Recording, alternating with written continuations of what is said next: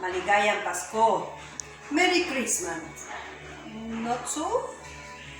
Yes, liturgically we have finished the Christmas season, but we continue celebrating the Christmas spirit, preparing the great solemnity of Santo Niño. Pit Señor. We continue living the mystery of a God that, being almighty, infinite, eternal, becomes a baby, a little child weak, poor in all senses, needed of all our help and attention, and at the same time divine.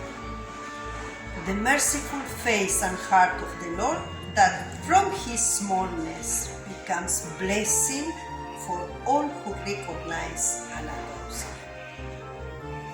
He became one of us, poor, needy, suffering, to experience our reality, our longings, dreams, pains, limitations, and to show us the way of salvation, to teach us how is the true God, a loving, merciful Father, and how we can be fully human, created in the image and likeness of God.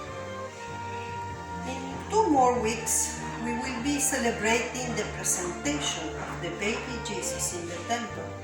That is the feast of all the consecrated persons, wishing to offer to God the pleasing sacrifice of our lives, so that Jesus can continue in us his mission of being light of the nations and salvation for all mankind. Pit Señor.